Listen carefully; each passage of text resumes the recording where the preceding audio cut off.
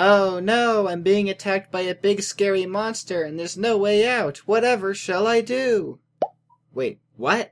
Oh, look at that! Due to an editing mistake, the big scary monster just suddenly vanished. That sure is convenient. Now that, kids, is a Deus Ex Machina.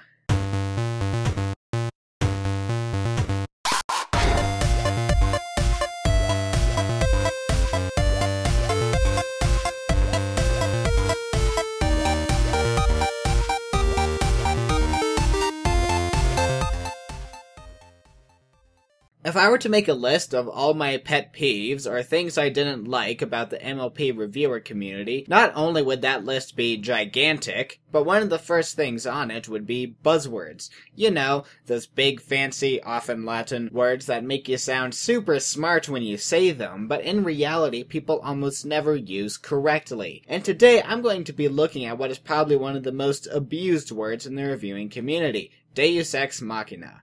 So, what is a Deus Ex Machina?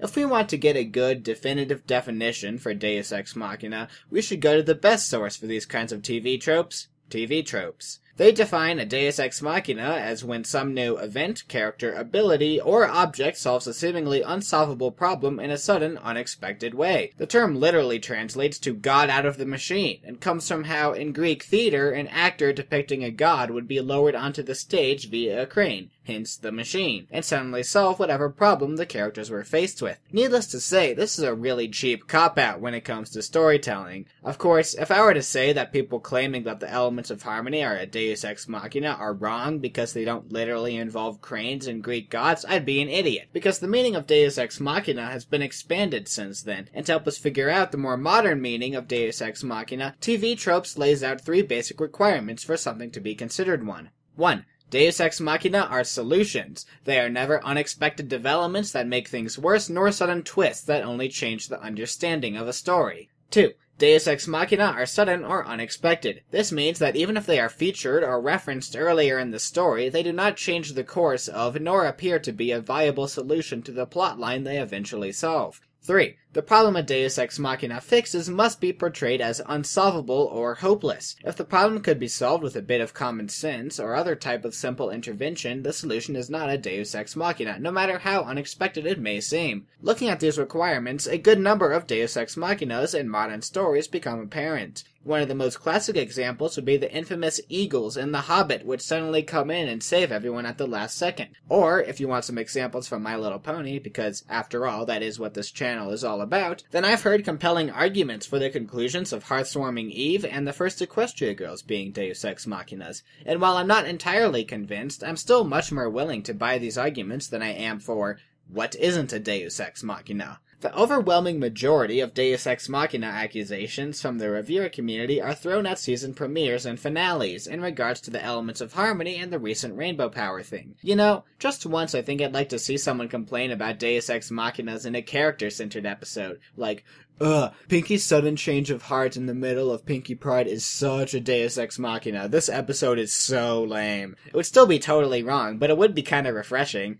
Anyway, the whole reason I made this video was because I got tired of people calling the elements of harmony in Rainbow Power Deus Ex Machinas. So let's get to explaining why they aren't, starting with the elements of harmony. It's hard to make the argument that the elements of harmony were unexpected when they were literally one of the first things ever established in the show. Seriously, we knew what the elements of harmony were before we even knew who the main character was. Not to mention, the entire second part of the first episode was spent with the characters trying to get to them. Of course, just mentioning them ahead of time does not immediately rule them out as a Deus Ex Machina. As the second requirement says, it's still possible for something to be introduced earlier and still be a Deus Ex Machina, provided that when they are introduced, we are given no reason to believe that they will be associated with the conclusion. But this isn't the case with the elements of harmony. From the get-go, we are told that the elements of harmony are powerful tools capable of vanquishing evil, and we know that the characters are trying to get to them so that they can use them to stop the bad guy. Each time the elements of harmony are used to bring about the conclusion, we are told nearly an episode ahead of time that the conclusion will indeed involve the elements of harmony. This thoroughly strikes out the second requirement, and thus, the elements of harmony, each time they have been used, have not been a Deus Ex Machina.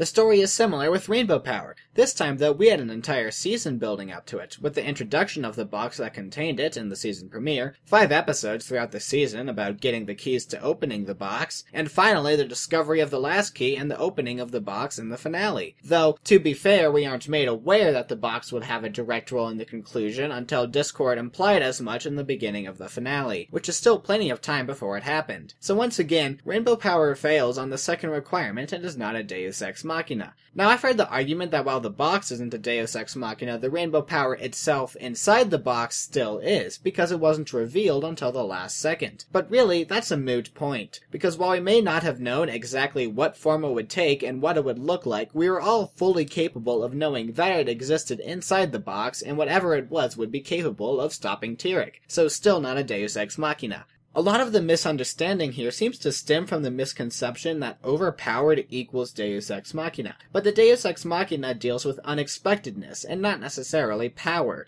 In fact, the overpowerness of the elements of harmony and Rainbow Power are exactly the point of them. There is a very good reason why there is always an entire episode building up to them. It's important that we feel that the characters have worked hard in order to achieve such a high level of power. And have you noticed that each time the characters attempt to use the elements of harmony before having learned any important lessons, the elements will always fail to work? That is why. And the incredible power of friendship magic in the show is something very central to the show's theme. Things like Rainbow Power serve as a demonstration of what friendship can achieve. The idea that friendship will always prevail no matter what is the underlying moral of the show, and really the entire reason the show exists in the first place. So please don't call these scenes Deus Ex Machinas and try to pass them off as examples of incompetent, contrived writing, because they aren't contrived. Most of these cases have nearly an entire episode of build-up, and instead, take these scenes for what they are, a powerful demonstration of the themes and ideals at the very core of the show. Thank you for watching.